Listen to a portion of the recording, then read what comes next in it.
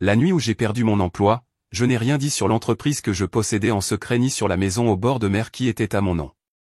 Mon père a crié, « Fais tes valises, les ratés n'ont pas leur place ici », mon mari m'asséra dessus et est parti avec sa nouvelle femme. Que s'est-il passé ensuite? Ils le regretteront pour toujours. Je m'appelle Audrey Wilson, j'ai 34 ans. Et jusqu'à lundi dernier, j'étais la directrice du marketing chez Preston & Shaw, l'une des sociétés les plus prestigieuses du Connecticut. Quand ils m'ont licencié, invoquant des coupes budgétaires malgré mes performances exceptionnelles, je n'ai rien dit de l'entreprise que je possédais secrètement ni de la maison en bord de mer qui était à mon nom. Le soir même, mon père, Henry, m'a regardé droit dans les yeux et m'a dit « Fais tes valises. Les ratés n'ont pas leur place ici. » Puis mon mari Richard m'a craché dessus avant de partir avec sa maîtresse. Je n'aurais jamais imaginé tout perdre en 24 heures, mais ce qui s'est passé ensuite a tout changé. Avant de partager mon histoire, faites-moi savoir d'où vous regardez dans les commentaires. Appuyez sur le bouton j'aime et abonnez-vous pour voir comment ils regretteront tous leurs actes. J'ai grandi dans un quartier de classe moyenne à Springfield où mon père a gravi les échelons, passant de vendeur à directeur régional dans une entreprise de fabrication. Dès l'enfance, Henry m'a inculqué la conviction que le succès était la seule issue acceptable dans la vie. Chaque bulletin scolaire devait être parfait, chaque compétition devait rapporter un premier prix. La deuxième place signifiait simplement que je n'avais pas fait assez d'efforts. Lorsque j'ai obtenu mon diplôme universitaire avec mention de la Boston University, je me suis immédiatement lancé dans le monde des affaires, travaillant 60 heures par semaine pour faire mes preuves. Pendant que mes amis profitaient de leur vingtaine, j'étais courbé sur mon ordinateur portable, déterminé à rendre mon père fier. L'approbation que je recherchais venait rarement.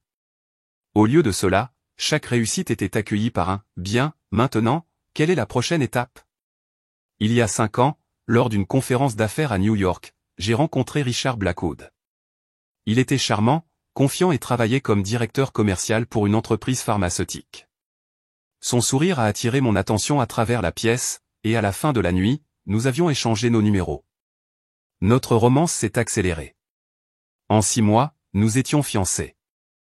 Et au printemps suivant, nous nous sommes mariés lors d'une somptueuse cérémonie que mon père a largement financée, me rappelant fréquemment sa générosité. Nous avons acheté une belle maison de style colonial dans une banlieue chic du Connecticut.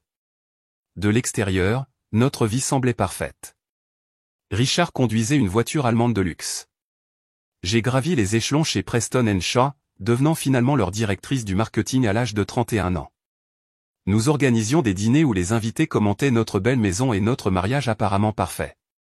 Mais derrière des portes closes, les choses étaient différentes.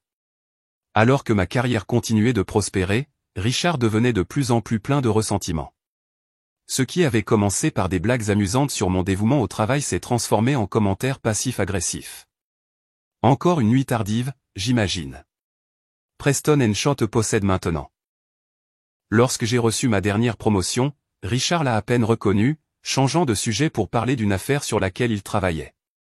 Plus je réussissais, plus il s'éloignait. Ma relation avec mon père est restée compliquée. Chaque dîner du dimanche dans le manoir familial de mes parents devenait un interrogatoire sur ma progression de carrière. Mon père me pressait pour des détails sur mon salaire, mes projets, mes prochaines étapes. Ma mère, Hélène, restait assise en silence, me tapotant parfois la main sous la table lorsque mon père devenait particulièrement critique. Elle avait passé 38 ans dans son ombre, et bien que je puisse voir la sympathie dans ses yeux, elle ne le contredisait jamais. « Tu dois viser le poste de directrice marketing d'ici 35 ans, me disait mon père, coupant dans son steak sans lever les yeux. Preston & Shaw a le même directeur marketing depuis 7 ans. Il doit être prêt à prendre sa retraite. » Henry laissa sa mère profiter de son dîner. Ma mère tentait seulement d'être réduite au silence par son geste de la main dédaigneux. Pendant ce temps, au travail, les choses ont commencé à changer lorsque la nouvelle direction a pris la relève chez Preston & Shaw il y a 18 mois. L'environnement collaboratif dans lequel j'avais prospéré s'est lentement transformé en quelque chose de plus impitoyable. Martin Davis, le nouveau vice-président du marketing, qui est devenu mon superviseur direct, semblait m'affaiblir à chaque tournant. Les projets que j'avais initiés étaient soudainement réaffectés. Mon avis lors des réunions était fréquemment interrompu ou rejeté. Puis des choses étranges ont commencé à se produire. Les présentations que j'avais préparées présentaient mystérieusement des erreurs lorsqu'elles étaient ouvertes lors de réunions avec des clients. Les emails que j'étais certaine d'avoir envoyés disparaissaient de ma boîte d'envoi. Les retours de clients qui étaient positifs étaient signalés à la direction comme mitigés ou négatifs. Des rumeurs de licenciement ont commencé à circuler dans le bureau. Plusieurs employés de longue date d'autres départements ont été licenciés, toujours avec la même explication, coupe budgétaire. Suzanne Parker, ma collègue de l'équipe créative, m'a prévenu lors d'une pause café. Ils évincent l'ancienne garde, Audrey, a-t-elle murmuré. Ceux qui étaient là avant la nouvelle direction sont en danger. Ils veulent leurs propres gens. Ce que personne au travail ou dans ma famille ne savait, c'est qu'il y a 3 ans, mon grand-père m'avait laissé un héritage surprenant. Nous avions été proches tout au long de mon enfance, et il avait secrètement investi dans des actions technologiques qui avaient très bien performé. L'héritage s'accompagnait d'une lettre qui disait « Audrey, aie toujours ton propre filet de sécurité. L'indépendance est la plus grande forme de sécurité. » Prenant son conseil à cœur, j'ai utilisé une partie de l'héritage pour acheter une belle maison en bord de mer à Rhode Island, la mettant uniquement à mon nom. J'ai également investi dans une start-up technologique prometteuse appelée Horizon Digital. Ce qui avait commencé comme un petit investissement a considérablement augmenté à mesure que l'entreprise prospérait, me donnant finalement une participation significative. J'ai gardé ces décisions financières privées. Richard avait fait des commentaires chaque fois que je faisais des choix indépendants, suggérant que les mariages ne devraient pas avoir de secret. Mon père aurait insisté pour que j'investisse l'argent selon ses conseils ou m'aurait critiqué pour ne pas l'avoir utilisé pour emménager dans un quartier plus prestigieux. La maison en bord de mer est devenue mon sanctuaire secret, un endroit que je visitais occasionnellement sous prétexte de séjours de formation professionnelle ou de week-end entre filles. Mon indépendance financière est restée mon secret le mieux gardé, un filet de sécurité que je ne pensais jamais avoir besoin d'utiliser. Mais alors que mon environnement de travail devenait de plus en plus hostile et que mon mariage s'effritait, j'ai trouvé de plus en plus souvent à penser à cette maison en bord de mer. Je n'imaginais pas à quelle vitesse les choses allaient se dénouer, ni à quelle vitesse j'aurais besoin de ce filet de sécurité que mon grand-père m'avait encouragé à créer. Les lundis matins chez Preston & Shaw commençaient généralement par des réactions de département, et ce lundi particulier ne semblait pas différent. Je suis arrivé tôt comme d'habitude, préparant des notes pour ma présentation sur la stratégie marketing trimestrielle. La salle de conférence s'est progressivement remplie de membres de mon équipe, mais j'ai remarqué plusieurs visages inconnus des ressources humaines, y compris Pamela Winters, la directrice des RH qui assistait rarement à nos réunions. Martin Davis est entré le dernier, évitant mon regard en prenant sa place en tête de table. Avant que je puisse commencer ma présentation, il s'est éclairci la gorge. Avant de commencer, j'ai une annonce, a dit Martin d'une voix anormalement formelle. Dans le cadre de notre restructuration continue, nous apportons des changements au département marketing avec effet immédiat. Mon estomac s'est serré alors que tous les regards dans la pièce se tournaient vers moi. Audrey Wilson quittera Preston & Shaw aujourd'hui. Nous la remercions pour ses contributions et lui souhaitons le meilleur dans ses futures entreprises. La pièce est tombée dans le silence. Mes coéquipiers regardaient leurs bloc-notes ou me fixaient avec des expressions allant du choc à la pitié. Je suis resté figé, incapable de traiter ce qui se passait. C'est une blague, n'est-ce pas? Ai-je finalement réussi à dire? Je vous assure que non, Pamela des RH s'est interposée, faisant glisser un dossier sur la table. Ceci contient des informations sur votre indemnité de départ et la poursuite de vos avantages. Nous aurons besoin que vous vidiez vos effets personnels aujourd'hui. Sur quel motif suis-je licencié, ai-je demandé, ma voix étonnamment stable malgré l'ouragan d'émotions en moi. Nous supprimons votre poste en raison d'une restructuration départementale, a répondu Pamela mécaniquement. Ce n'est pas une décision basée sur la performance. C'était un mensonge, et tout le monde dans la pièce le savait. J'avais constamment dépassé mes objectifs, attiré des clients majeurs et reçu d'excellentes évaluations jusqu'à ce que Martin prenne la relève. La sécurité vous aidera à rassembler vos affaires, a poursuivi Pamela. Politique de l'entreprise pour les départs de cadres supérieurs. L'humiliation d'être escorté par la sécurité m'a brûlé alors que je vidais mon bureau sous l'œil attentif d'un garde nommé Thomas, qui se tenait à la porte en s'excusant. Mes photos de famille, mes prix de l'industrie et la petite plante que j'avais gardée en vie pendant 5 ans sont tous allés dans une boîte en carton. Lorsque j'ai essayé d'accéder à mon ordinateur pour enregistrer des contacts personnels, j'ai découvert que ma connexion avait déjà été désactivée. Mes fichiers, y compris mes photos et documents personnels, étaient désormais inaccessibles. Ils avaient clairement tout planifié bien à l'avance. Alors que j'étais sur le point de partir, Suzanne s'est glissée dans mon bureau, m'a rapidement serré dans ses bras avant de murmurer « Martin rencontre des clients en votre absence depuis des semaines. Il ne s'agit pas de budget.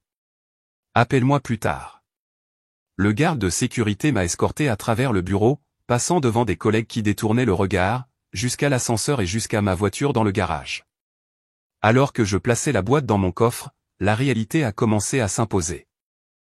Après 7 ans de dévouement, 60 heures de travail par semaine, des vacances manquées et du temps personnel sacrifié, j'avais été jeté sans préavis. Je suis resté assise dans ma voiture pendant près de 20 minutes, serrant le volant, trop stupéfaite pour pleurer. Mon téléphone a vibré avec des messages de membres de mon équipe exprimant leur choc et leur soutien, mais ils semblaient creux. Ces mêmes personnes avaient regardé en silence pendant que j'étais escorté dehors.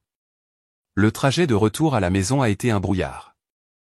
J'ai répété comment j'allais le dire à Richard, imaginant qu'il pourrait enfin se montrer et me soutenir dans cette crise. Peut-être que cette adversité partagée nous rapprocherait même. Lorsque je suis arrivé dans notre allée à 11h30 du matin, j'ai été surprise de voir la voiture de Richard déjà là. Il rentrait rarement à la maison pendant les jours de travail. Pendant un moment, j'ai ressenti du soulagement.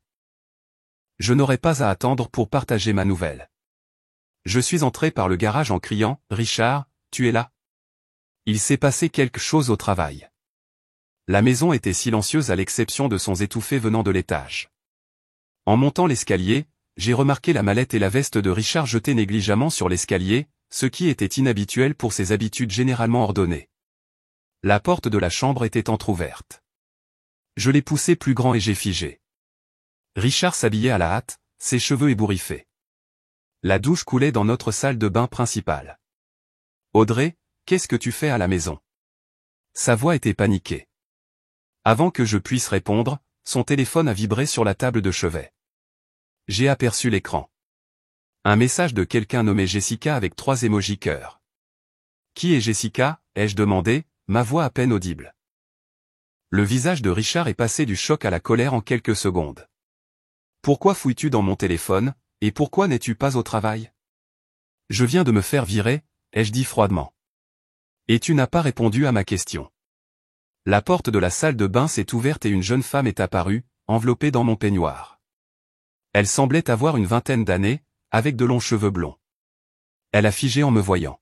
« Tu dois être Jessica », ai-je dit, me surprenant par mon calme. « Audrey, ce n'est pas ce que ça a l'air », a commencé Richard, utilisant sa voix de vendeur. « Vraiment ? Parce que ça ressemble à ce que tu as une liaison dans notre lit, dans notre maison, un lundi matin alors que tu devrais être au travail. » Jessica a attrapé ses vêtements et s'est retirée dans la salle de bain. L'expression de Richard s'est durcie. « Ça ne serait pas arrivé si tu avais été une vraie femme au lieu d'un robot obsédé par sa carrière, » a-t-il craché. « Quand es-tu réellement investi dans ce mariage pour la dernière fois ? Depuis combien de temps cela dure-t-il, ai-je exigé, ignorant sa tentative de me blâmer. 6 mois, a-t-il admis avec un manque de remords choquant. Jessica me comprend. Elle fait de moi une priorité. 6 mois. 6 mois de mensonges. Toutes ces nuits tardives où il prétendait travailler ou boire avec des clients, il était avec elle. Je veux que vous deux dehors de chez moi, ai-je dit, les mains tremblantes. Richard a ri. Ta maison ? Je paie la moitié de l'hypothèque. Et en parlant d'argent, comment ça va marcher maintenant que tu es au chômage ? Le sourire cruel qui s'est étalé sur son visage m'a tout dit. Il avait attendu, peut-être espéré, que ma carrière trébuche. Comment savais-tu que j'avais perdu mon emploi ? Je viens de le découvrir il y a 2 heures.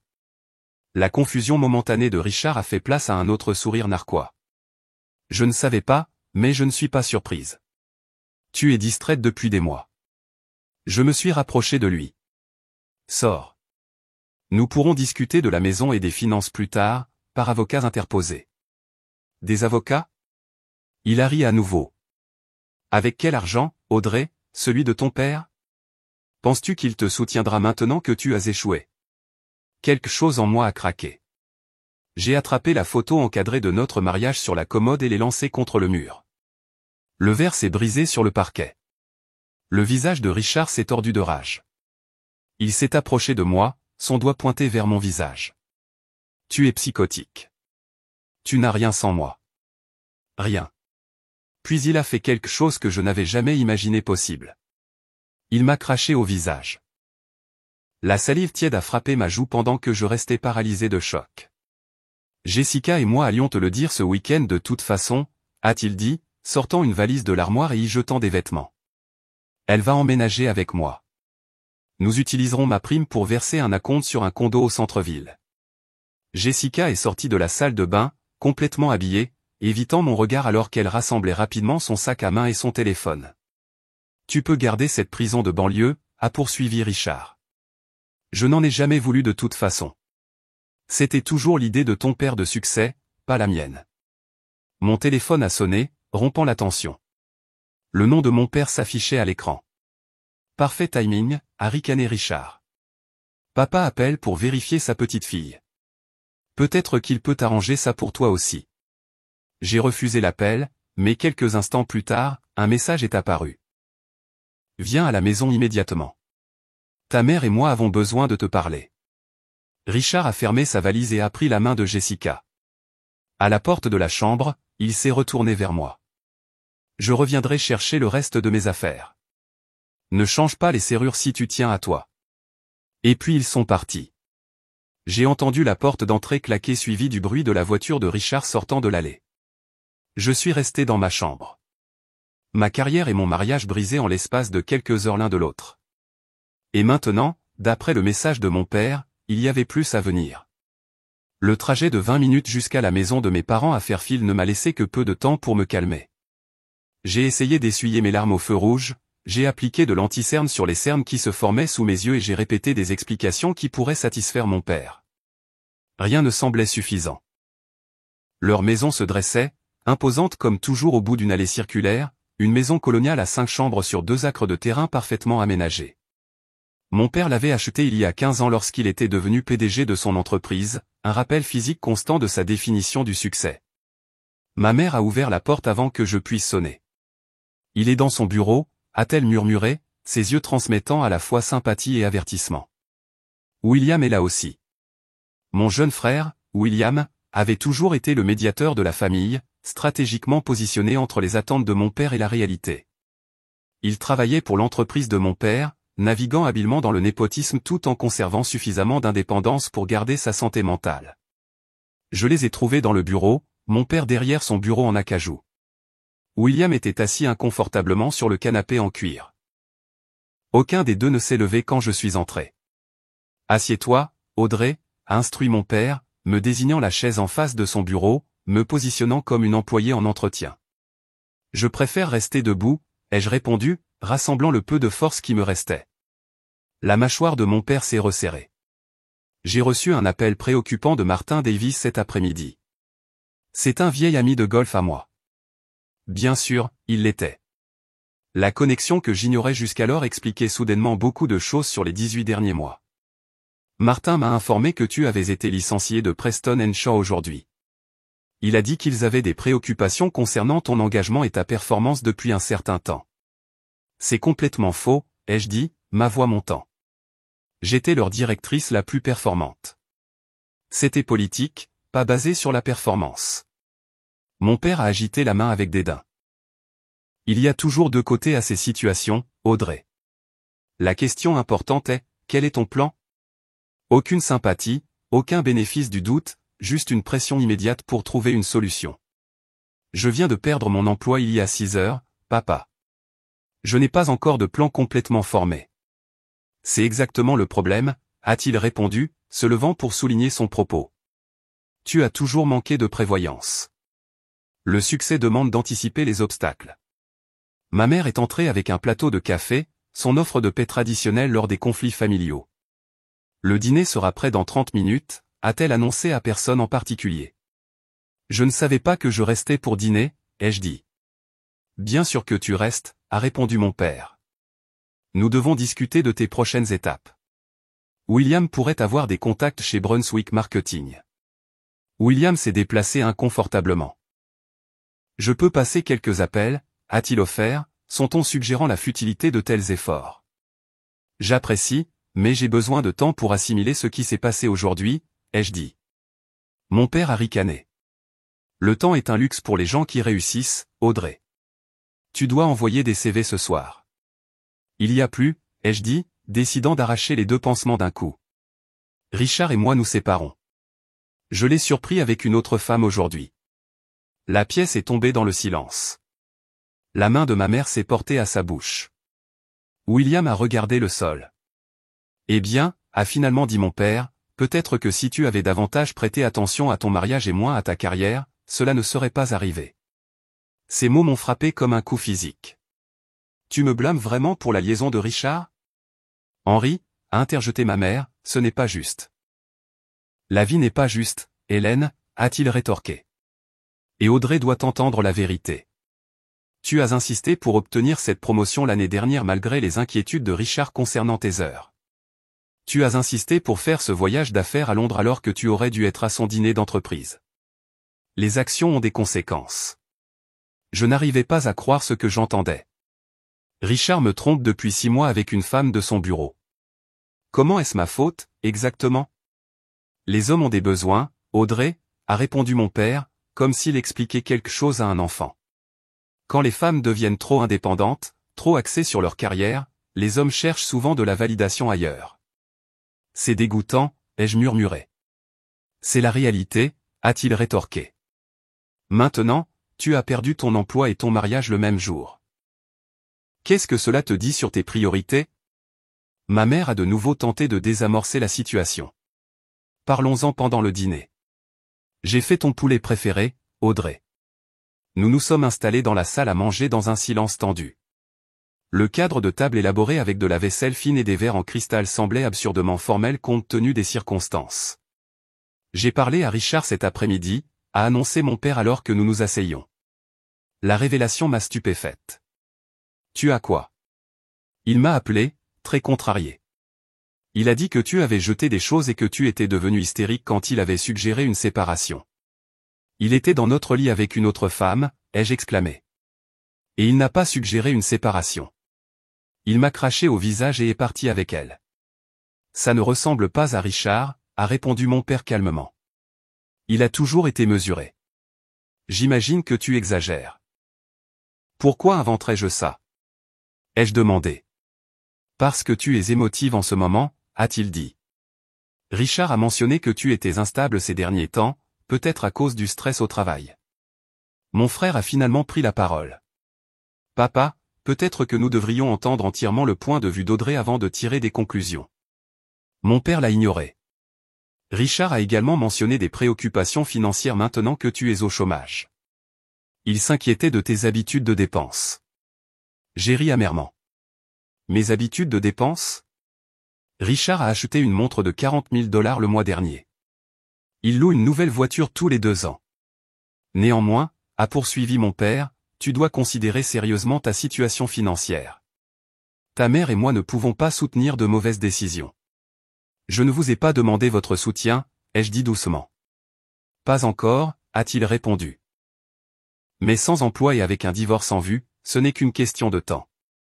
J'ai posé ma fourchette, mon appétit complètement disparu. Je vais régler ça toute seule. Comment tes compétences sont spécifiques à une entreprise qui vient de te licencier? Ton industrie est petite et les rumeurs vont vite. Martin a mentionné qu'il pourrait te fournir une référence si tu pars discrètement, mais ce capital de bonne volonté a une date d'expiration. J'ai des économies, ai-je dit, bien que le compte joint que Richard et moi partagions ait probablement déjà été vidé. Assez pour un prêt hypothécaire, des avocats et des frais de subsistance pendant combien de temps? 3 mois? 6. Mon père a secoué la tête. C'est pourquoi je t'ai toujours dit de planifier pour les pires scénarios. Henri, a dit doucement ma mère, peut-être que ce n'est pas le moment pour des leçons. Alors quand, Hélène? Après qu'elle se soit ruinée? Après qu'elle ait ruiné sa réputation? Il s'est retourné vers moi. Tu as 1 semaine pour trouver un nouvel emploi, quelque chose de comparable à ce que tu avais. Sinon, ne reviens pas dans cette maison avec des plaintes ou des demandes d'aide. Tu ne peux pas être sérieux, ai-je murmuré. Je suis toujours sérieuse au sujet du succès et de l'échec, Audrey. Tu sais que je n'ai pas élevé mes enfants pour qu'ils fassent des excuses ou acceptent la défaite. Je n'ai pas échoué, ai-je insisté. J'ai été poussé dehors par ton ami de golf après des années d'excellentes performances. Les résultats comptent dans ce monde, a-t-il répondu froidement. Et en ce moment, tes résultats montrent un échec sur tous les fronts. Je me suis levé brusquement, ma chaise crissant sur le parquet. Merci pour le dîner, maman. Je pense que je devrais y aller. Audrey, s'il te plaît, a commencé ma mère. Mais mon père l'a interrompu. Laisse-la partir, Hélène. Peut-être que quelques moments seuls l'aideront à réfléchir à ses choix. Alors que je prenais mon sac à main et me dirigeais vers la porte, mon père m'a appelé. Souviens-toi de ce que j'ai dit, Audrey. Une semaine pour mettre ta vie en ordre. Fais tes valises et trouve où tu vas à partir d'ici. Les ratés n'ont pas leur place dans cette famille. La route de la maison de mes parents a été un brouillard de larmes et de colère. J'avais perdu mon emploi, découvert l'infidélité de mon mari et été rejeté par ma famille, le tout en une seule journée. Je n'avais nulle part où aller, personne vers qui me tourner, et aucune idée de ce que demain m'apporterait. L'hôtel Arborview n'était pas particulièrement luxueux, mais il était propre et anonyme. Le réceptionniste m'a à peine jeté un coup d'œil lorsque je me suis enregistré, ce pourquoi j'étais reconnaissante, étant donné mon visage taché de larmes et mon apparence négligée. La chambre 214 serait ma maison ce soir, peut-être plus longtemps. Je me suis assise au bord du lit queen size, entouré de la décoration générique de l'hôtel, et j'ai enfin permis à mes émotions de se déchaîner. Les sanglots venaient d'un endroit profond et primal, des années d'émotions refoulées explosant en même temps. J'ai pleuré pour ma carrière perdue, ma confiance trahie, la cruauté de mon père et la complicité silencieuse de ma mère. J'ai pleuré jusqu'à ce que ma gorge soit rauque et mes yeux enflés. Lorsque la première vague d'émotions s'est atténuée, j'ai vérifié mon téléphone. 3 appels manqués de Sarah, ma colocataire d'université, et l'une des rares amies que j'avais gardées malgré mon mode de vie de bourreau de travail. 2 de Megan, ma voisine, qui était devenue une confidente proche. Un texte de William, papa est vraiment allé trop loin. Appelle si tu as besoin de quoi que ce soit. J'ai d'abord appelé Sarah. Sa voix familière m'a instantanément réconforté. Audrey, où es-tu? J'essaie de te joindre depuis des heures. Je suis à l'hôtel Arborview, ai-je dit, ma voix éraillée par les pleurs. Tout s'est effondré aujourd'hui, Sarah. Tout. J'ai entendu parler de Preston et Shaw. Suzanne m'a appelé. C'est complètement ridicule comment ils t'ont traité. Tu sais, Suzanne, nous nous sommes rencontrés lors de ta fête de vacances l'année dernière. Nous sommes restés en contact. Elle a dit, tout le bureau est sous le choc. Je n'avais aucune idée qu'elles avaient eu des nouvelles, ce qui m'a fait réaliser à quel point j'étais déconnecté de ma propre vie, à quel point j'avais prêté peu d'attention aux relations qui m'entouraient. Richard me trompait, ai-je ajouté. Je l'ai surpris aujourd'hui avec une femme de son bureau. Et mon père m'a dit en gros que je le méritais parce que je me concentrais trop sur ma carrière. Cet absolu salaud, s'est exclamé Sarah. Et je ne savais pas si elle parlait de Richard ou de mon père. Les deux, ai-je répondu. Reste où tu es, a-t-elle poursuivi. Je viens avec Megan. Nous serons là dans 30 minutes. Fidèles à leurs paroles, Sarah est arrivée avec Megan et un sac de nuit. Elles ont apporté du vin, du chocolat et leur soutien indéfectible. Pour la première fois ce jour-là, j'ai ressenti autre chose que du désespoir. Tu dois prendre un avocat immédiatement, a conseillé Megan. Elle avait divorcé 2 ans plus tôt. Richard essaiera de réclamer la moitié de tout, et compte tenu de ce que tu nous as dit sur lui, il ne jouera pas franc jeu, dit Anne Hopkins, me suis-je souvenu soudainement. Elle m'avait aidé à organiser l'achat de la maison en bord de mer et mon investissement dans Horizon Digital. Tu as une maison en bord de mer, a demandé Sarah, surprise. Je ne leur avais jamais parlé de l'héritage ni de mes investissements secrets.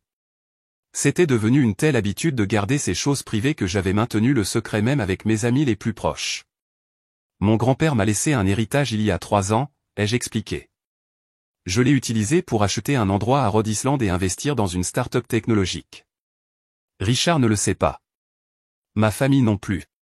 Megan a souri pour la première fois ce soir-là. Audrey Wilson, magnifique gardienne de secrets. Cela pourrait être ton salut en ce moment. Pendant qu'elle commandait le room service, j'ai commencé à faire l'inventaire de ce que j'avais réellement par rapport à ce que j'avais perdu. J'avais perdu mon emploi à 60 heures par semaine, mon mariage, le soutien de ma famille, potentiellement ma maison, mon sentiment de sécurité. J'avais une maison en bord de mer à mon nom uniquement, une participation significative dans une entreprise technologique en pleine croissance, mon éducation et mon expérience, ma réputation professionnelle malgré les efforts de Preston & Shaw, et apparemment des amis qui feraient tout pour s'asseoir dans une chambre d'hôtel avec moi le pire jour de ma vie.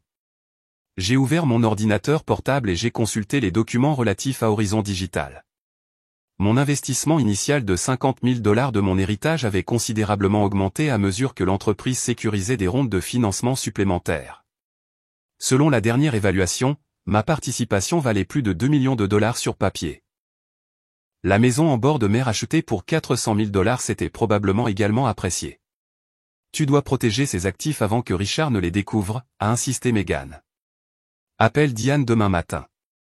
En parcourant mes emails, j'ai remarqué un message de Zoé, mon ancienne assistante chez Preston & Shaw, envoyé quelques heures seulement après mon évacuation. Martin a supprimé tous tes fichiers, mais j'ai tout sauvegardé la semaine dernière quand les choses ont commencé à devenir étranges. J'ai des copies de tout ton travail, des contacts clients et des emails où Martin s'est attribué le mérite de ta campagne Philips. Appelle-moi quand tu pourras. Zoé, loyale et perspicace. J'avais toujours apprécié son souci du détail, mais je n'avais jamais imaginé à quel point cela deviendrait précieux. Un autre email a attiré mon attention. Celui-ci de Suzanne. Vérifie ton dossier spam pour les emails de David Nichols des 3 derniers mois. Martin a filtré tes messages. David Nichols était notre plus gros client.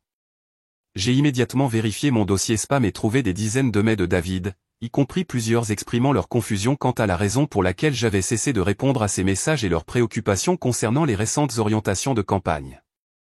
Ils t'ont saboté, a dit Sarah, lisant par-dessus mon épaule. Ils t'ont délibérément isolé de tes clients. Martin Davis est l'ami de golf de mon père, ai-je dit. Il m'a probablement nourri d'informations pendant des mois tout en me préparant à l'échec. Une alerte de message texte a interrompu notre conversation. C'était de Richard. J'ai vérifié notre compte joint. J'avais besoin de sécuriser des fonds pour les dépenses à venir. Nous pourrons discuter de la division des actifs avec les avocats. Je me suis rapidement connecté à notre compte bancaire pour constater qu'il était complètement vidé. 45 000 $ partis. Peut-il faire ça? A demandé Sarah. Légalement, oui, a expliqué Megan. Mais un juge prendra cela en considération lors de la procédure de divorce. Documente tout. Au fur et à mesure que la nuit avançait, nous avons élaboré un plan. J'appellerai Diane dès le lendemain matin pour entamer la procédure de divorce et protéger mes actifs. Je déménagerai à la maison en bord de mer temporairement jusqu'à ce que les choses se calment. J'utiliserai les fichiers sauvegardés de Zoé pour établir ce qui s'était réellement passé chez Preston & Shaw. Vers minuit, Sarah et Megan se sont finalement endormies sur le deuxième lit queen size. Mais je suis resté éveillé, mon esprit tourbillonnant avec tout ce qui s'était passé et tout ce qu'il fallait faire. Je me suis souvenu des mots de mon grand-père tirés de sa lettre, l'indépendance est la plus grande forme de sécurité. Il avait su, d'une manière ou d'une autre, que j'aurais besoin de ce filet de sécurité. Peut-être avait-il reconnu en moi la même ambition qui m'avait isolé des relations authentiques. Peut-être avait-il vu comment ma quête d'approbation de mon père m'avait amené à ignorer mes propres besoins. Ou peut-être avait-il simplement voulu me donner des options que sa propre fille, ma mère, n'avait jamais eues. À l'aube, mes larmes s'étaient asséchées et une nouvelle émotion avait pris leur place, la détermination. J'avais passé toute ma vie à rechercher la validation de mon père, puis de Richard. J'avais poursuivi des marqueurs externes de succès tout en négligeant de définir le succès pour moi-même. C'était terminé aujourd'hui. Alors que les premières lueurs du matin filtraient à travers les rideaux bon marché de l'hôtel, je me suis fait 3 promesses. Premièrement, je reconstruirai ma vie selon mes propres termes, et non selon la définition du succès de quelqu'un d'autre. Deuxièmement, je ne me ferai plus petite ou silencieuse pour accommoder l'ego de quelqu'un d'autre. Troisièmement, je me souviendrai de ce sentiment de toucher le fond, non pas pour m'y attarder, mais pour reconnaître à quel point je vais monter à partir de là. J'ai pris mon téléphone et j'ai composé le numéro de Diane Hopkins. Lorsque sa messagerie vocale a répondu, j'ai laissé un message clair et concis. Diane, c'est Audrey Wilson. J'ai besoin de votre aide pour protéger mes actifs et engager une procédure de divorce. De plus, je pourrais avoir une affaire de licenciement abusif à discuter. Veuillez me rappeler dès que possible. Ensuite, j'ai envoyé un SMS à Zoé. Peux-tu me rencontrer aujourd'hui? J'ai besoin de ces fichiers et de tes idées sur ce qui s'est réellement passé. La nuit de dévastation s'était transformée en matin d'action.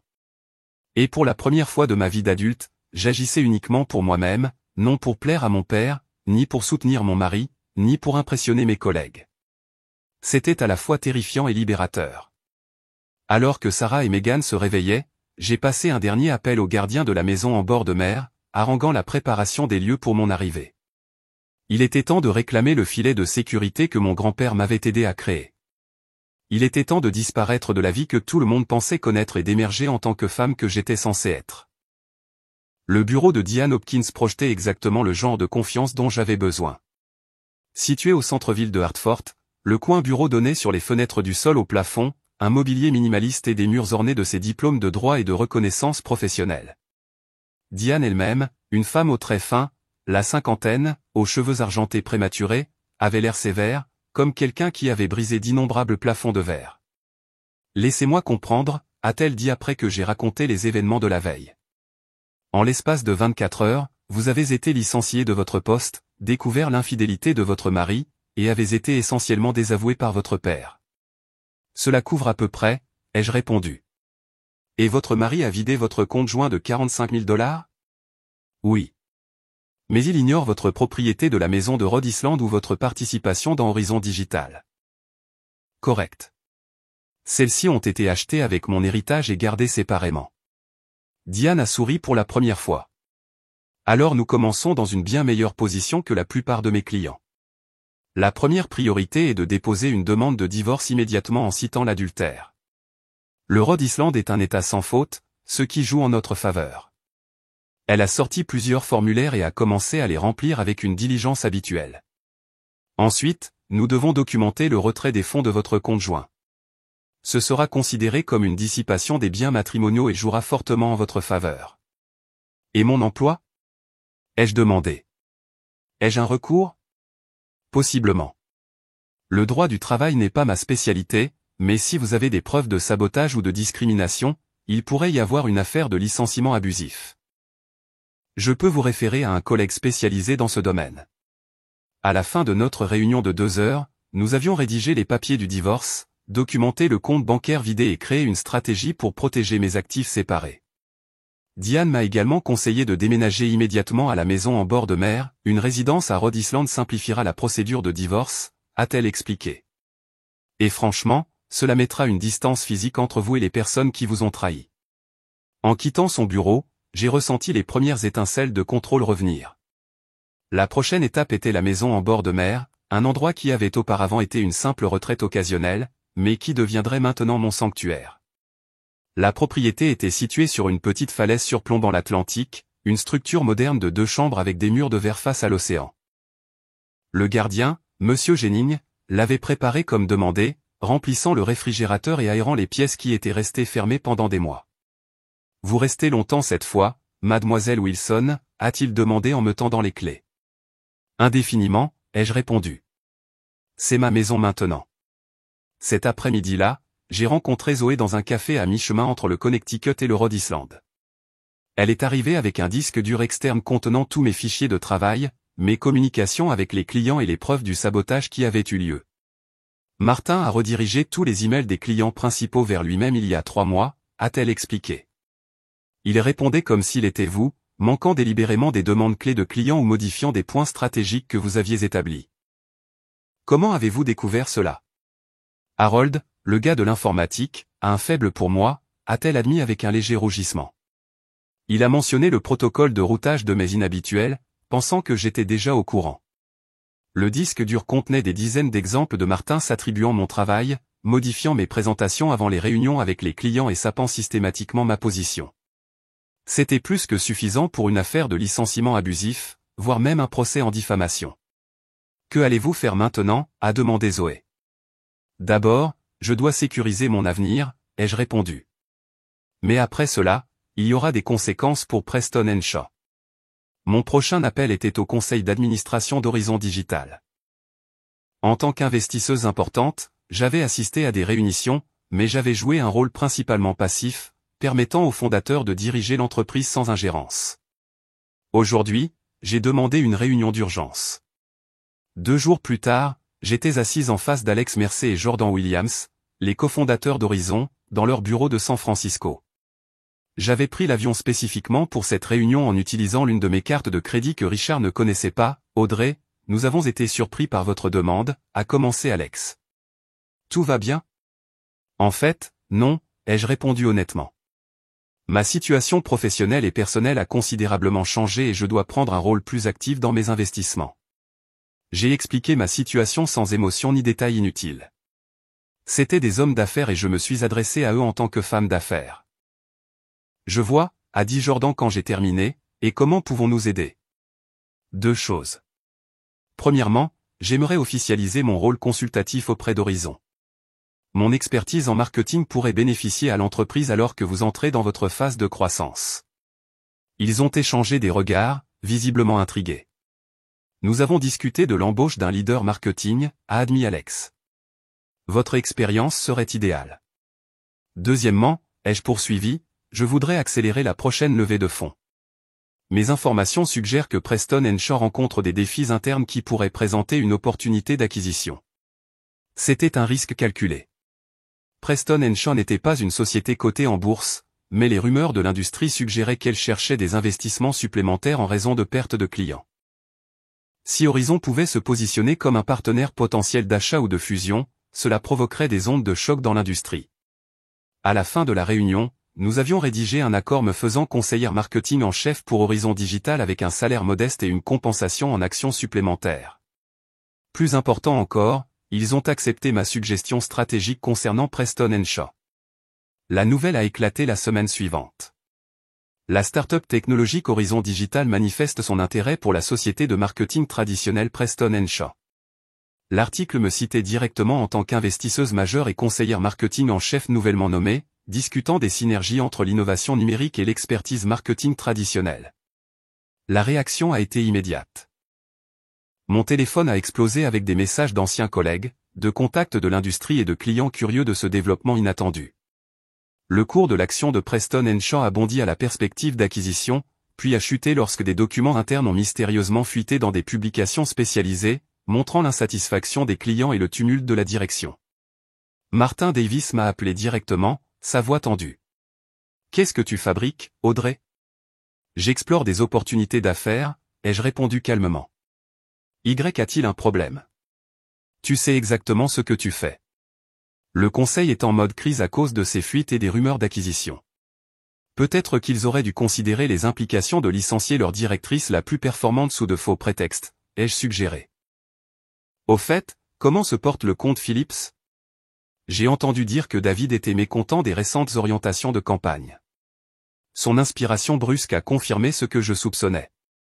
Le comte Phillips, d'une valeur de plusieurs millions par an, était en péril. Que veux-tu ? A-t-il demandé finalement. Rien de toi ni de Preston & Shaw, ai-je répondu honnêtement. J'ai trouvé de meilleures opportunités, mais je te suggérerais de revoir les documents de licenciement que votre service des ressources humaines a préparés. Mon avocat a quelques préoccupations quant à leur exactitude et leur légalité. Le lendemain, Pamela des RH a contacté avec un package de départ considérablement amélioré et une lettre rétractant toute implication négative concernant mes performances. L'offre comprenait 6 mois de salaire, des avantages sociaux continus et une référence neutre pour un emploi futur. Diane m'a conseillé d'accepter les conditions améliorées tout en me réservant le droit de poursuivre en justice. Cela montre qu'ils sont inquiets, a-t-elle noté. Nous pouvons utiliser ce levier dans les négociations. Pendant ce temps, Richard avait enfin découvert que ses actions avaient des conséquences. Ses tentatives d'accéder à notre marge de crédit sur valeur domiciliaire ont été bloquées par le gel que Diane avait imposé sur nos actifs matrimoniaux. Ces messages vocaux en colère sont passés de demandes urgentes à des supplications pour une conversation. Tu ne peux pas simplement disparaître et tout geler, a imploré son dernier message. Nous devons en parler comme des adultes. J'ai transféré chaque message à Diane sans répondre directement. Lorsque Richard s'est présenté à la maison en bord de mer sans prévenir, je l'ai calmement informé que toute communication devait passer par nos avocats respectifs et j'ai fermé la porte. Par la fenêtre, j'ai regardé son visage se tordre de rage lorsqu'il a réalisé que je n'étais plus la femme arrangeante qu'il pouvait manipuler. Lorsqu'il a commencé à frapper à la porte, j'ai appelé la police locale qui l'a escorté de la propriété avec un avertissement concernant l'effraction. L'appel le plus surprenant est venu de Jessica, la maîtresse de Richard. J'ai besoin de te dire quelque chose, a-t-elle dit lorsque j'ai répondu à contre-cœur. Richard m'a aussi menti. Nous nous sommes rencontrés dans un restaurant à mi-chemin entre le Rhode Island et le Connecticut. Jessica avait l'air plus jeune en plein jour, à peine 25 ans, et visiblement nerveuse. Richard m'a dit que vous étiez déjà séparés, a-t-elle commencé. Il a dit que vous aviez accepté le divorce il y a des mois, mais que vous le gardiez secret pour des raisons financières. C'était un mensonge, ai-je dit simplement. Je le sais maintenant. Elle a fait glisser un dossier sur la table. Il a aussi un problème de jeu. Ce sont des relevés de cartes de crédit que j'ai trouvés dans son appartement. Il te les a cachés. Les relevés révélaient plus de 70 000 $ d'avance de fonds prises dans des casinos au cours de la dernière année. Richard avait drainé nos finances bien avant de vider notre compte joint. Pourquoi me montres-tu ça, ai-je demandé. Parce qu'il s'est servi de moi, a-t-elle répondu, sa voix se durcissant. Et quand je l'ai confronté sur le mensonge concernant ton mariage, il est devenu effrayant, verbalement abusif. J'ai reconnu le schéma de la relation de mes parents. Je ne serai pas cette femme. Je l'ai remercié pour l'information et l'ai transmise à Diane, qui l'a ajoutée à notre dossier croissant contre Richard. Sa tromperie financière minerait davantage toute revendication qu'il pourrait avoir sur mes actifs séparés. 3 semaines après ce que j'appelais maintenant l'effondrement, mon père m'a finalement retrouvé. Il est apparu à la maison en bord de mer un dimanche matin, l'air inhabituellement incertain. Ta mère s'inquiète pour toi, a-t-il dit lorsque j'ai ouvert la porte, incapable d'admettre sa propre inquiétude. Je vais bien, ai-je répondu, sans l'inviter à entrer. Tu ne réponds pas à nos appels. J'ai été occupé à reconstruire la vie qui s'est effondrée pendant que tu faisais du golf avec Martin Davis. Ses yeux se sont légèrement écarquillés. Tu es au courant. Je sais beaucoup de choses maintenant que je ne savais pas il y a un mois, ai-je dit. Comme la façon dont mon propre père a sapé ma carrière en nourrissant des informations à mon patron, ou à quelle vitesse il croyait le pire de sa fille sans entendre son point de vue. Ce n'est pas juste, Audrey. J'avais simplement des préoccupations concernant ton équilibre vie professionnelle-vie privée. Non, tu avais des préoccupations de perdre le contrôle. C'est toujours le cas. Tu as contrôlé maman toute sa vie. Et quand j'ai commencé à construire mon propre succès, tu ne pouvais pas le supporter. Il a tressailli comme si je l'avais frappé. Je voulais juste ce qu'il y a de mieux pour toi. Ce que tu pensais être le mieux, ai-je corrigé. Mais tu n'as jamais demandé ce que je voulais ou ce dont j'avais besoin. Et quand tout s'est effondré, tu m'as blâmé au lieu de me soutenir. J'essayais de te motiver, a-t-il insisté, de te pousser à rebondir rapidement en me disant que les ratés n'ont pas leur place dans cette famille, en prenant le parti de Richard sans poser de questions. Pour la première fois de ma vie, j'ai vu mon père à court de mots. Si tu veux faire partie de ma vie à l'avenir, ai-je poursuivi, les choses seront très différentes. Je prends mes propres décisions maintenant. Je définis mon propre succès et je ne tolère pas le manque de respect, même de ta part. J'ai fermé la porte doucement mais fermement, le laissant debout sur mon porche, au son des vagues qui s'écrasaient derrière lui. Par la fenêtre, je l'ai regardé rester là pendant plusieurs minutes avant de finalement se retourner vers sa voiture de luxe et de partir. Cet après-midi-là, j'ai reçu un message de ma mère. Je suis fier de toi plus que tu ne le penses. C'était la déclaration la plus indépendante que j'ai jamais entendue d'elle. Mon retour stratégique était bien en cours. Avec un logement sécurisé, de nouvelles opportunités professionnelles et des protections juridiques en place, je n'étais plus en mode crise. Maintenant, je pouvais me concentrer sur la transformation à plus long terme de ma vie, et peut-être, le plus satisfaisant, regarder ceux qui m'avaient sous-estimé faire face aux conséquences de leurs actes. 6 semaines après l'effondrement, je me tenais sur le pont de ma maison en bord de mer, une tasse de café à la main, regardant le lever du soleil sur l'Atlantique. Ces moments calmes du matin étaient devenus mon rituel quotidien.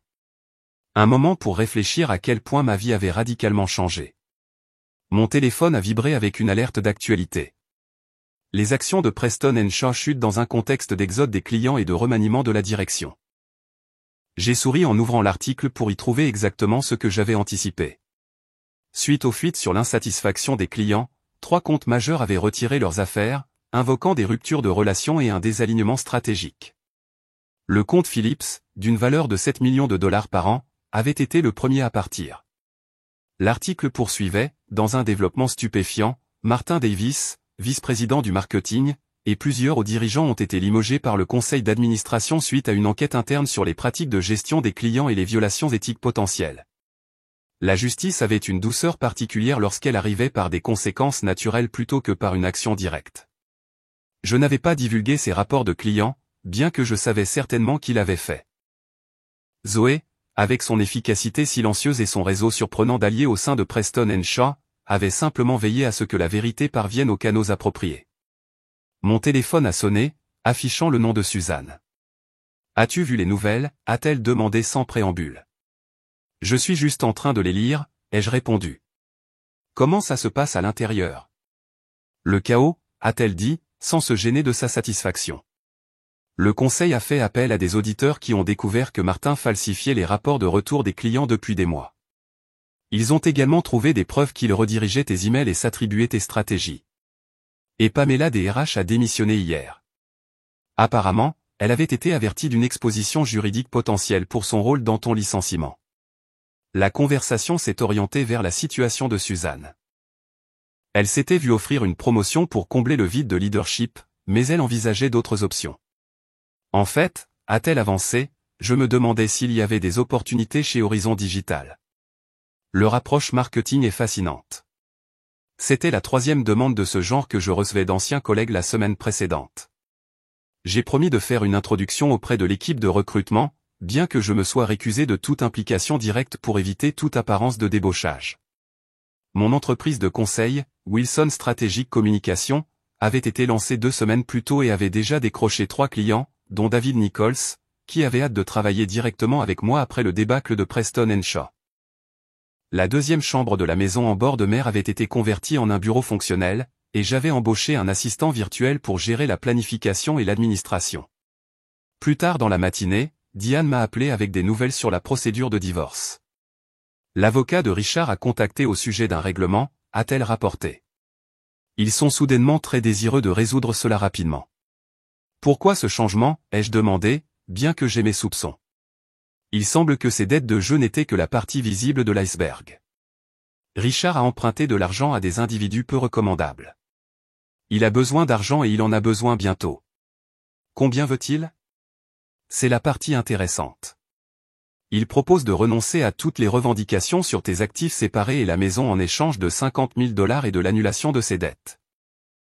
C'était une offre étonnamment raisonnable, considérant que Richard aurait pu prolonger la procédure pendant des années en exigeant la moitié de tout malgré son adultère.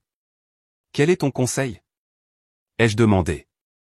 Prends-le, a dit Diane sans hésitation. C'est une rupture nette à moindre coût. Nous l'avons coincé et il le sait. J'ai accepté les termes, ressentant un étrange mélange de soulagement et de tristesse. Malgré tout, finaliser la fin de mon mariage portait encore un poids émotionnel. Ce soir-là, j'ai signé les papiers de règlement que Diane m'avait fait parvenir. D'ici la semaine prochaine, mon divorce serait définitif, seulement 2 mois après avoir découvert la trahison de Richard. Le lendemain, un autre visiteur inattendu s'est présenté à ma porte. Jessica se tenait sur mon porche, l'air mal à l'aise, mais déterminée. « Je suis désolé de te déranger » a-t-elle commencé, « mais je pensais que tu devrais savoir que Richard raconte que tu l'as forcé à un règlement injuste. » « Ça ne me surprend pas » ai-je répondu, découvrant que je ne me souciais plus des récits de Richard. Je lui ai dit d'arrêter, a-t-elle poursuivi. Nous avons eu une grosse dispute à ce sujet. Il est devenu physique. J'ai alors remarqué la meurtrissure qui s'estompait près de son œil, partiellement dissimulée par du maquillage. Tu vas bien ? As-tu besoin d'aide ? Elle a secoué la tête. Je vis chez ma sœur maintenant. Mais je voulais que tu saches que j'ai déposé une plainte à la police et que j'ai sauvegardé le texte où il admet ce qu'il t'a fait, comment il l'a planifié avec l'aide de ton père. Mon père, ai-je demandé, soudainement alerte. Richard a dit que ton père lui donnait des informations sur tes problèmes de travail depuis des mois.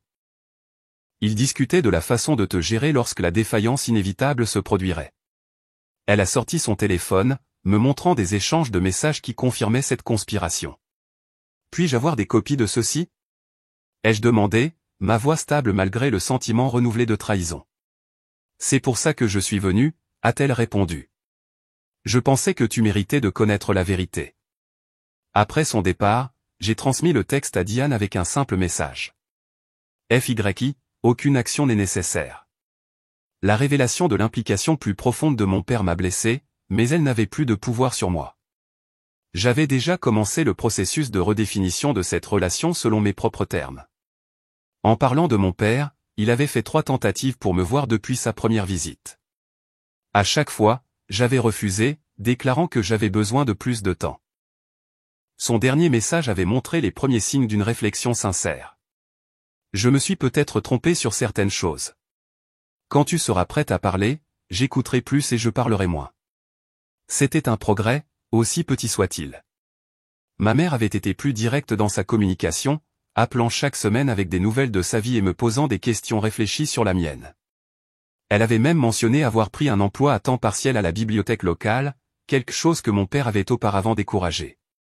Henri n'aime pas ça, a-t-elle admis lors de notre dernier appel, mais je lui ai dit que ce n'était pas négociable.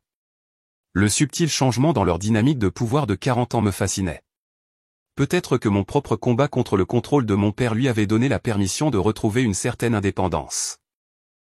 Mon frère William était devenu un allié inattendu, visitant la maison en bord de mer 2 fois et appelant régulièrement. Lors de sa dernière visite, il avait avoué ses propres frustrations face au style de gestion de notre père dans l'entreprise. J'ai pensé à d'autres opportunités, a-t-il admis. Te regarder reconstruire si rapidement a été inspirant. Cette semaine après l'effondrement, j'ai reçu un email de Jackson Reynolds, le PDG de Preston & Shaw. Je vous dois des excuses, commençait-il. Des enquêtes récentes ont révélé l'étendue des fautes qui ont conduit à votre départ. J'ai été induit en erreur par des personnes en qui j'avais confiance, et j'ai omis de faire preuve de diligence raisonnable avant d'approuver votre licenciement. L'email se poursuivait avec une offre de retour chez Preston & Shaw en tant que directrice du marketing avec une augmentation substantielle de salaire et un rapport direct à lui. 3 mois plus tôt, cela aurait semblé être la vindication ultime. Maintenant, cela ressemblait à un pas en arrière. Ma réponse fut polie mais ferme. Je vous remercie de reconnaître la situation et pour votre offre. Pour l'instant, je suis engagé dans mon rôle chez Horizon Digital et ma pratique de conseil. Je souhaite à Preston & Shaw succès dans la reconstruction de la confiance des clients. Cette même semaine, Richard a fait une dernière tentative désespérée pour modifier notre accord de divorce, affirmant qu'il avait été contraint lorsqu'il avait accepté les termes. Le juge, examinant les preuves de son adultère, de sa fraude financière et de ses dettes de jeu, a rejeté sa pétition et a finalisé le divorce avec l'accord initial intact. Alors que j'approchais de la marque des 2 mois de ma nouvelle vie, j'ai décidé d'organiser une petite réunion à la maison en bord de mer. Sarah, Megan, Zoé, Suzanne et quelques autres femmes qui m'avaient soutenu pendant la transition sont venues pour un week-end de détente et de célébration. À Audrey, apportait Sarah son verre alors que nous étions assises sur le pont à regarder le coucher du soleil, qui a tout perdu et s'est retrouvé. Les femmes ont applaudi, et pour la première fois depuis l'effondrement, je me suis sentie véritablement festive. La justice que j'avais reçue n'était pas venue par la vengeance ou des représailles directes, mais en restant fermement dans ma vérité et en laissant les conséquences naturelles se dérouler. Martin avait perdu son poste en raison de ses propres violations éthiques. Richard avait détruit sa réputation et ses finances par sa propre tromperie et son addiction.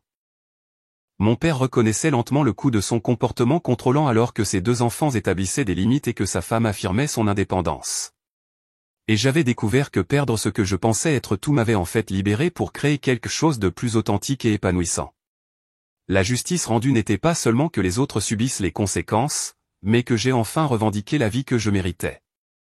1 an après ce que j'appelle maintenant la transformation, plutôt que l'effondrement, je me tenais dans le salon nouvellement rénové de ma maison en bord de mer, entouré d'amis qui célébraient mon 35e anniversaire. Les changements dans l'espace physique reflétaient mon évolution personnelle. Les murs qui arboraient autrefois des œuvres d'art génériques présentaient maintenant des peintures vibrantes d'artistes locaux. Les meubles choisis pour leur fonctionnalité avaient été remplacés par des pièces qui m'apportaient de la joie. Les grandes fenêtres qui étaient auparavant partiellement obstruées par de lourds rideaux étaient maintenant ouvertes sur la vue sur l'océan, remplissant l'espace de lumière naturelle. Ma vie professionnelle s'était également transformée. Wilson Strategic Communication était passé d'un cabinet d'une seule femme à un cabinet boutique avec 5 employés et une clientèle prestigieuse. Mon rôle consultatif auprès d'Horizon Digital s'était élargi et l'entreprise avait effectivement acquis des parties de Preston & Shaw dans un partenariat stratégique que les publications spécialisées avaient qualifié de révolutionnaire. Speech, a appelé Sarah, levant son verre. Le petit rassemblement d'amis s'est tourné avec attente vers moi. Il y a un an, ai-je commencé avec un sourire, j'aurais préparé des remarques détaillées pour ce moment. J'aurais répété devant un miroir et chronométré pour m'assurer de ne pas prendre trop de place ou d'attention. Des rires ont parcouru la pièce. Aujourd'hui, je vais parler avec le cœur, ce qui est une compétence que j'ai pratiquée cette année. Quand ma vie a implosé il y a 12 mois, ai-je poursuivi, j'ai pensé que j'avais tout perdu. Ma carrière, mon mariage, mes relations familiales, mon identité, tout avait disparu en 24 heures. J'ai fait une pause, regardant les visages bienveillants qui m'entouraient. Ce que je n'avais pas réalisé à l'époque, c'est que je vivais dans une belle cage, partiellement construite par d'autres, mais entretenue par moi. Perdre ces structures externes m'a obligé à affronter la question inconfortable, qui suis-je quand toutes les étiquettes et les rôles sont dépouillés? La pièce était devenue silencieuse. Les amis se penchaient légèrement en avant. La réponse n'est pas venue rapidement ni facilement. Elle est venue par des séances de thérapie avec le docteur Laura, qui m'a aidé à reconnaître les schémas de recherche de validation externe. Elle est venue par des matins calmes à regarder le lever du soleil, à écrire sur qui je voulais devenir. Elle est venue en reconstruisant des relations basées sur l'authenticité plutôt que sur la performance. J'ai fait un geste vers les fenêtres où l'Atlantique s'étendait sans fin vers l'horizon. J'ai appris que la guérison n'est pas linéaire. Il y a encore des jours où je me réveille en colère contre les trahisons, des jours où je remets en question mes décisions, des jours où les vieilles habitudes de complaisance ressurgissent. Mais ces jours deviennent de moins en moins nombreux à mesure que je pratique l'autocompassion et la fixation de limites. Mon regard a trouvé Megan, dont le propre divorce m'avait précédé et dont les conseils avaient été inestimables. J'ai appris que le fond du gouffre peut être une fondation. Tout ce que j'ai construit cette année, je l'ai construit selon mes propres termes, aligné sur mes valeurs plutôt que sur les attentes de quelqu'un d'autre. J'ai levé mon verre en guise de toast en retour. À vous tous qui m'avez soutenu, qui m'avez offert des canapés pour dormir et des épaules sur lesquelles pleurer, qui avez célébré les petites victoires et m'avez rappelé ma valeur quand je l'oubliais. Et à ceux qui ne font plus partie de ma vie, mais qui m'ont appris de puissantes leçons sur ce que j'accepterai et ce que je n'accepterai pas. Merci à tous. La fête s'est poursuivie tard dans la soirée, les amis s'attardant sur le pont sous les guirlandes lumineuses tandis que les vagues s'écrasaient rythmiquement contre le rivage. Alors que les conversations coulaient autour de moi, j'ai réfléchi au parcours de ceux qui avaient joué un rôle central dans mon histoire de transformation. La chute de Richard avait été rapide et complète. Après la finalisation de notre divorce, son addiction au jeu s'était davantage envenimée. Il avait perdu son poste de vendeur lorsqu'il avait manqué des réunions clients cruciales et des employeurs ultérieurs avaient rapidement découvert son manque de fiabilité. Selon des connaissances mutuelles, il avait déménagé à Las Vegas il y a 6 mois, travaillant comme hôte de casino et chassant toujours le prochain gros gain. Jessica s'était depuis longtemps remise, s'extrayant sagement de son chaos. La connaissance de son déclin ne m'apportait aucune joie, seulement une tristesse lointaine pour l'homme que j'avais autrefois aimé et les démons qu'il ne pouvait surmonter. Je lui avais pardonné, non pas pour son bénéfice, mais pour ma propre tranquillité d'esprit. Porteur de la colère envers lui ne lui donnait qu'un pouvoir continu sur mon état émotionnel. Le parcours de mon père avait été plus complexe. 3 mois après notre confrontation à la maison en bord de mer, il avait souffert d'une légère crise cardiaque, un signal d'alarme qui avait suscité une réflexion sur ses priorités et ses relations. Pendant sa convalescence, ma mère avait pris un contrôle sans précédent des décisions ménagères, et il avait été trop faible pour résister au changement de dynamique de pouvoir. Au moment où il avait retrouvé sa force physique, le paysage émotionnel de leur mariage avait changé de façon permanente. Ma mère a continué à travailler à la bibliothèque, a rejoint un club de lecture et a renoué avec de vieilles amies, tout cela sans chercher son approbation. Notre réconciliation a commencé par une lettre manuscrite qu'il m'a envoyée il y a 6 mois, reconnaissant son comportement autoritaire et exprimant de sincères regrets pour sa réaction à ma crise. Je mesurais le succès par des réalisations externes plutôt que par le caractère et le bonheur, écrivait-il. Ce faisant, j'ai failli perdre ce qui compte le plus, ma relation avec mes enfants. Nous reconstruisions lentement selon mes termes. Il avait visité la maison en bord de mer 2 fois, s'adaptant maladroitement à son nouveau rôle d'invité dans mon espace plutôt que de figure d'autorité. Lors de sa dernière visite, il avait effectivement posé des questions sur mon entreprise et écouté les réponses sans offrir de conseils non sollicités, un petit miracle selon nos standards familiaux. La transformation de ma mère avait peut-être été la plus surprenante. À 62 ans, elle avait découvert une capacité d'indépendance qu'elle n'avait jamais exercée pendant son mariage. Elle avait ouvert son propre compte bancaire, suivi un cours d'informatique au collège communautaire et avait commencé à exprimer des opinions qui contredisaient parfois directement mon père.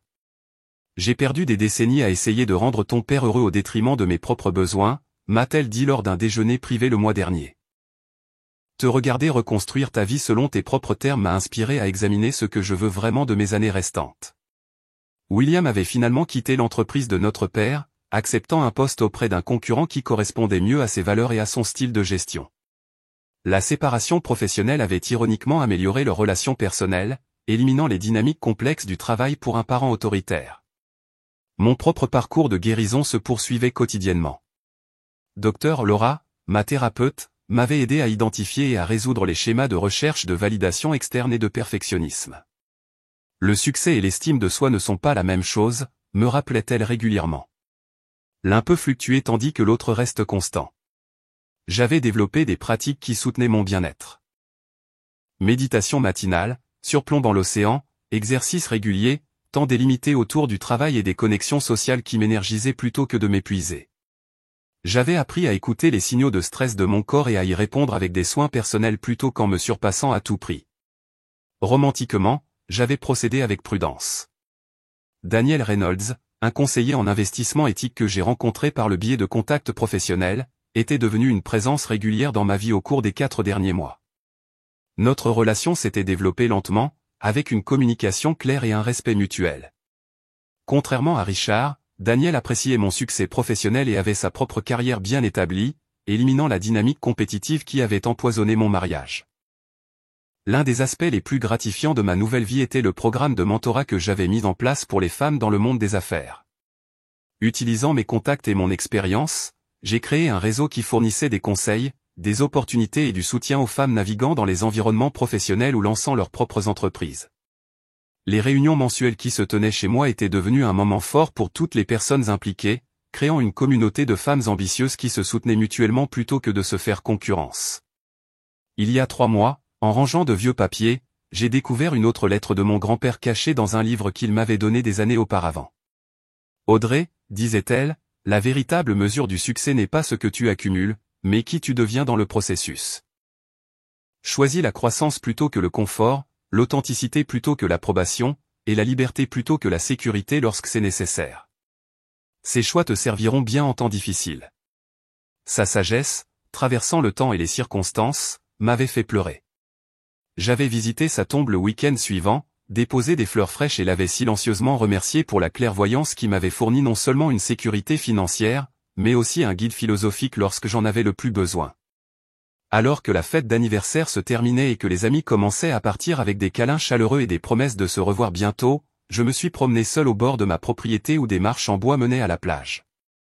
L'air nocturne portait un léger froid et la lune projetait un chemin argenté sur l'eau sombre. Dans ce moment de calme, j'ai réfléchi aux leçons profondes de l'année écoulée. La vraie sécurité vient de l'intérieur, pas de sources externes comme les relations, le travail ou l'approbation familiale. La crise révèle le caractère, à la fois en soi et chez ceux qui vous entourent. Reconstruire demande autant de pardon que de limites. Libérez le passé tout en protégeant votre avenir. Le succès défini par les autres est une cible mouvante que vous n'atteindrez jamais vraiment. Le succès défini par l'alignement avec vos valeurs apporte un épanouissement durable. La plus grande liberté vient de posséder entièrement votre histoire. Les chapitres douloureux ainsi que les triomphants. En me retournant vers ma maison, dont les lumières brillaient chaleureusement dans le ciel nocturne, j'ai ressenti un profond sentiment de gratitude pour l'effondrement qui m'avait obligé à reconstruire sur des bases plus solides. Le chemin avait été douloureux mais nécessaire, me menant à une vie authentiquement mienne d'une manière que mon existence précédente n'avait jamais été. La transformation était en cours, un choix quotidien de vivre selon ma vérité plutôt que selon les attentes des autres. Mais en me tenant ici 1 an après le jour le plus sombre de ma vie, je pouvais honnêtement dire que je ne changerais pas ce qui s'était passé. Chaque perte avait créé de l'espace pour que quelque chose de plus authentique puisse se développer à sa place. Avez-vous déjà vécu un moment où perdre ce que vous pensiez nécessaire vous a en fait conduit à gagner ce que vous méritiez vraiment? J'adorerais entendre vos histoires de transformations inattendues dans les commentaires ci-dessous. Si ce parcours vous a touché, veuillez appuyer sur le bouton j'aime et vous abonner pour entendre d'autres histoires authentiques de résilience et de croissance. Et si vous connaissez quelqu'un qui pourrait avoir besoin d'entendre ce message aujourd'hui, partager cette vidéo comme un rappel que parfois nos plus grands défis mènent à nos transformations les plus significatives. Merci de faire partie de mon voyage. Et souvenez-vous que votre histoire est toujours en train de s'écrire, chaque rebondissement de l'intrigue étant une opportunité pour une vie plus authentique.